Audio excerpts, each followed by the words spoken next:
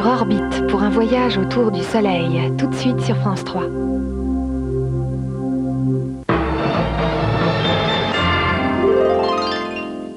Je vous condamne donc à 20 années d'emprisonnement. Cet homme a la fâcheuse tendance à se jeter tout seul entre les mailles des filets. Le problème, c'est qu'il s'en rend compte toujours trop tard. Dans le genre gaffeur... Il dit que vous êtes le meilleur. Tout ça, c'est un coup fourré. Pour Dominique Sanda, il se fait agent, il se fait secret. Paul Newman, dans Le Piège, jeudi à 23h05 sur France 3.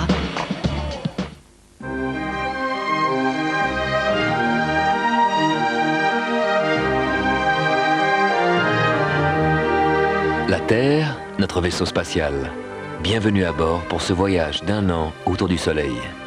En l'an 2 avant Jésus-Christ, un astre spectaculaire apparut dans le ciel. C'était en fait Jupiter et Vénus qui s'alignaient avec une telle précision qu'à l'œil nu, ils se confondaient. Des conjonctions aussi serrées sont extrêmement rares. Comment se produisent-elles? Les orbites de Vénus et Jupiter sont légèrement inclinées. Il faut donc une coïncidence exceptionnelle pour que Vénus, sur l'orbite penchée, rattrape Jupiter exactement le jour où les plans de ses orbites se coupent. Et qu'en plus, la Terre se trouve le même jour dans le même axe. Et voilà qu'1 an plus tard, en l'an 1 avant Jésus-Christ, cet alignement rare se reproduit. Et coïncidence unique de mémoire d'homme, une 3e fois l'année suivante, l'année même de la naissance du Christ. Les astronomes babyloniens, les mages, n'avaient jamais vu ça. On comprend qu'ils aient cru à l'annonce d'un grand événement. Les soirs qui suivirent cette super conjonction, Mercure apparut, bien visible à l'horizon du désert.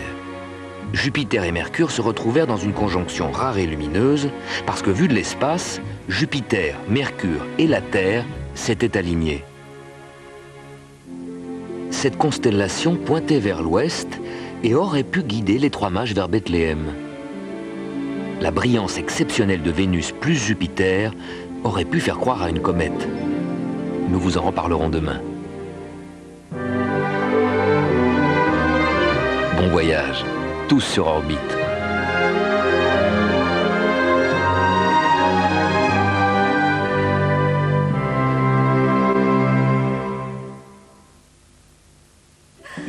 Et pourquoi tu t'en vas? Bah pour aller présenter le film de France 3, quelle question, avec TéléZ.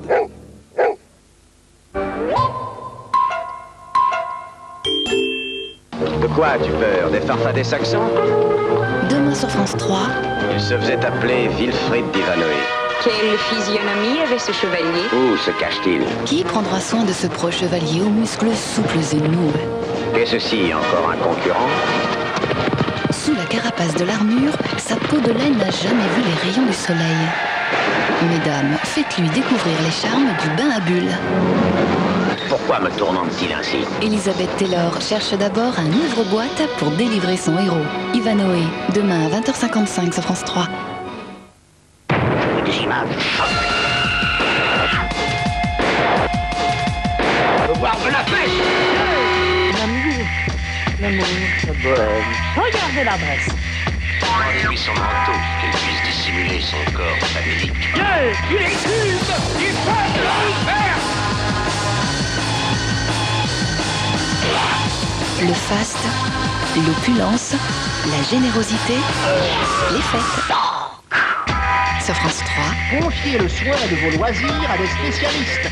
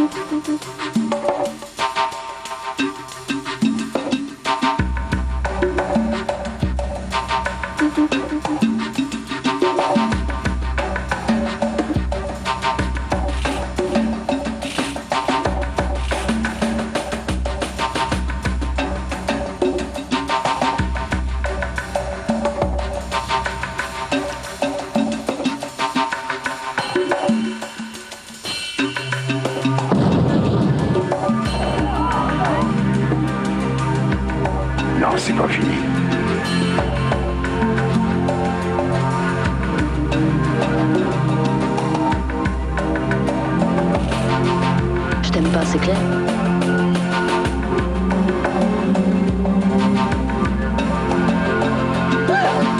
Je t'aime. Oui, oui, oui, je vais très bien, oui.